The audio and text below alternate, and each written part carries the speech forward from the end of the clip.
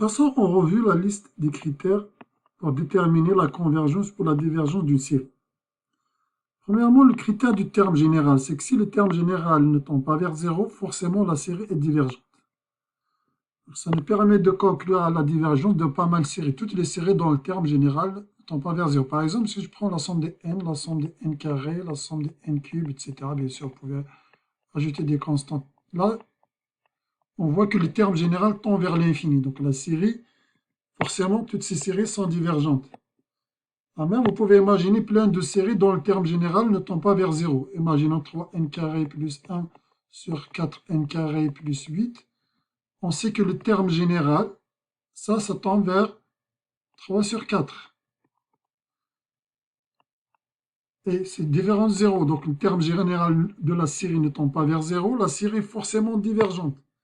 Donc la moindre des choses pour espérer probablement d'avoir une convergence, c'est que le terme général tend vers 0. Par exemple, la série est disons 3 sur n, 4 sur n carré. Par exemple, là, le terme général, il tend vers 0. Donc peut-être on va avoir convergence, peut-être non, on ne sait pas. On verra. On pourra utiliser d'autres critères, mais si, pour voir la nature de la série. Mais si dès le début, le terme général ne tend pas vers 0, directement on conclut à la divergence de la série et à la peine d'essayer n'importe quel autre critère.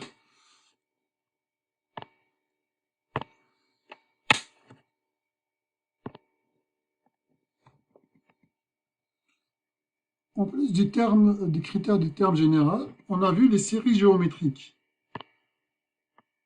Séries géométriques qui s'écrivent la somme des R puissance I avec éventuellement une constante. Par exemple, la somme de 1 sur 3 puissance n plus 1, n moins 1. Donc on a vu que ça ne posait pas de problème pour les séries. Ou la somme de 2 tiers puissance n, etc. Donc on a vu que le critère de convergence, c'était que R, la raison de la série géométrique, ici donc on aurait pu avoir moins 1 aussi, donc j'ai mis que raison négative, positive, peu importe, peu importe. C'est que si la valeur absolue de R est plus petite que 1, la série va être convergente. Comme ici, la série converge, la série converge. Parce que la raison, c'est 2 tiers.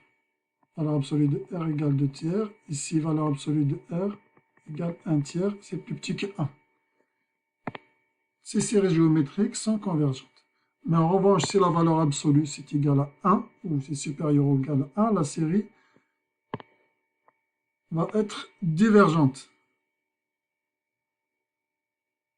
Le fait de dire la somme égale, donc on connaît sa somme, ça veut dire la série converge. La somme des AN converge. Donc là, on a donné directement sa somme. C'est un cas particulier dans lequel on connaît sa somme.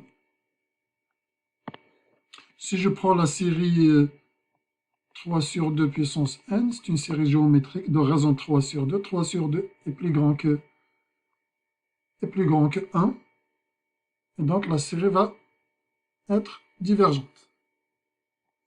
Critères sur les intégrales, notamment les séries à terme positif. Donc si on prend une fonction continue positive, donc notre série AN qui est f de n va être également une série terme positif. Et décroissante, il ne faut pas oublier. Alors la somme des AN, c'est la même chose. Elle est de même nature que l'intégrale de f de x entre 1 et l'infini.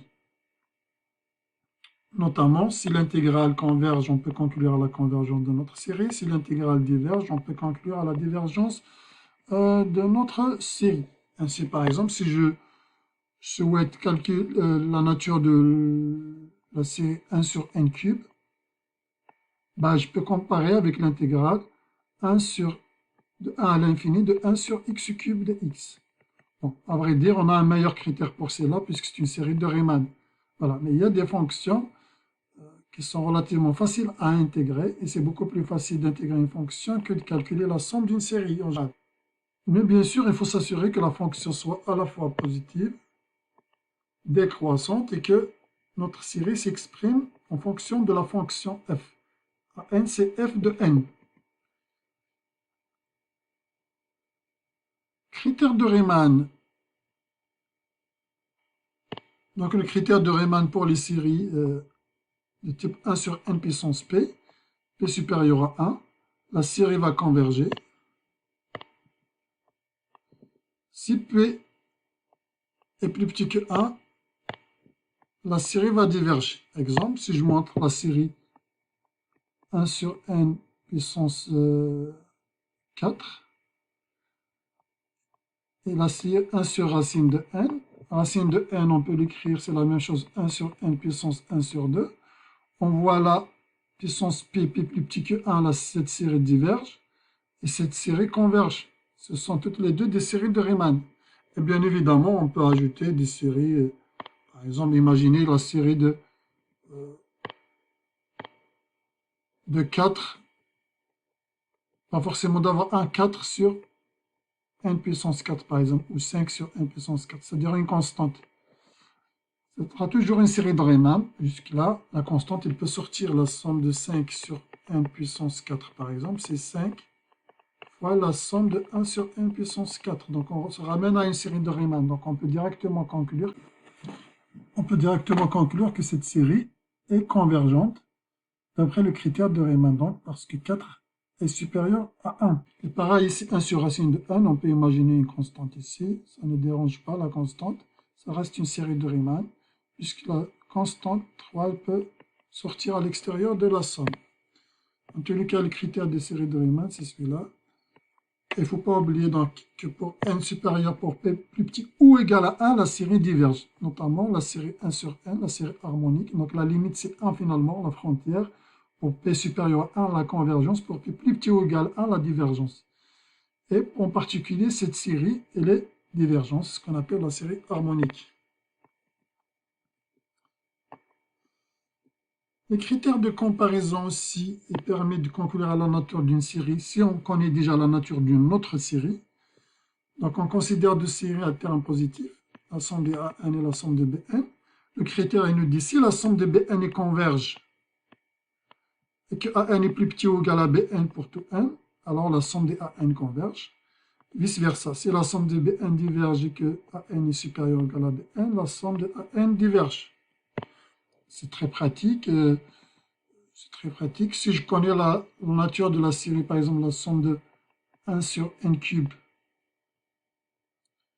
et je sais par exemple que cette série converge d'après Riemann, je pourrais conclure à la nature d'une autre série, par exemple la somme de 1 sur n cube plus 1. Je pourrais déduire qu'il est convergent de celle-là aussi, puisque 1 sur n cube plus 1 est plus petit que 1 sur n cube. Comme cette série converge, la somme de 1 sur n cube donc converge, c'est une constante réelle, alors cette somme ne peut pas aller vers l'infini. Comme c'est une série à terme positif, elle ne peut pas aller non plus vers moins l'infini. C'est-à-dire finalement cette série va être également convergente. Ça c'est pour les critères de comparaison. On peut donc déduire la nature de certaines séries si on connaît la nature d'autres séries en comparant leurs termes. Critères des séries alternées. Prenons maintenant une série qui n'est pas à terme positif, mais une série alternée dont le signe donc est en train d'alterner entre positif et négatif.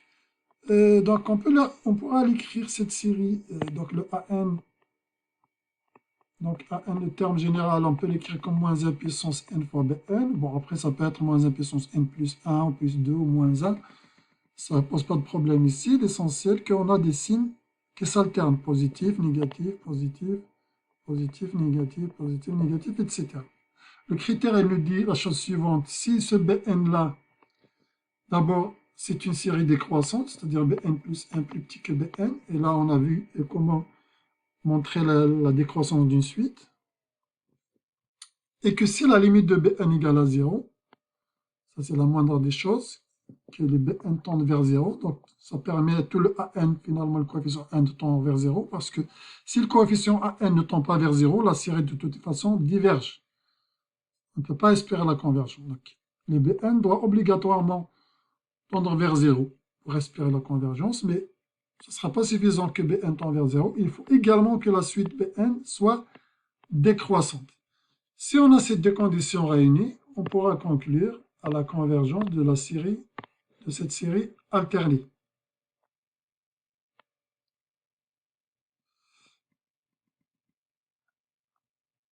Voilà.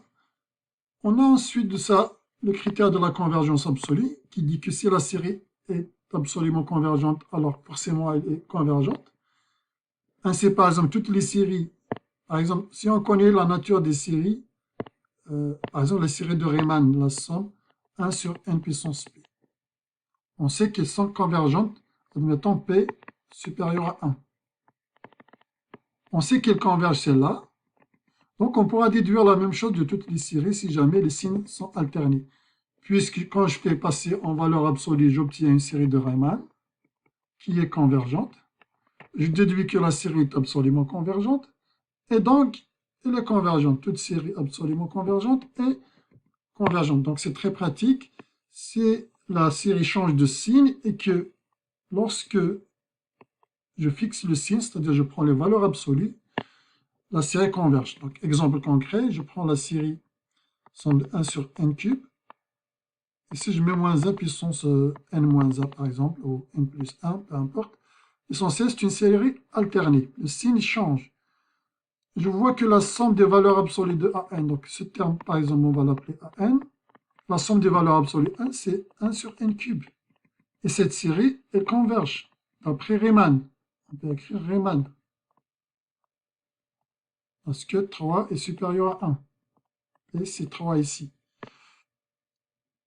Et c'est 3. Donc la série converge. Mais c'est la série des valeurs absolues qui convergent. Donc la série elle-même va être absolument convergente. Parce que la série des valeurs absolues converge. Et le critère nous dit que toute série absolument convergente est convergente. Ah, on pourrait conclure à la convergence de notre série, la somme des moins 1 puissance n plus 1 sur n cube. Bien sûr, ce critère est valable uniquement lorsqu'on a une absolue convergence. C'est-à-dire si la somme des AN diverge, on ne peut pas conclure que la somme des AN sans la valeur absolue diverge. On ne peut pas conclure puisqu'il y a des séries qui sont ce qu'on appelle convergentes conditionnellement. Il y a des séries qui sont convergentes mais qui ne sont pas absolument convergentes. Donc si la somme des valeurs absolues diverge, on ne peut pas savoir la nature de la somme des AN. Il faut un autre critère. Mais si la somme des AN converge, la somme des valeurs absolues de AN converge, là on peut conclure que la somme des AN également est une série convergente.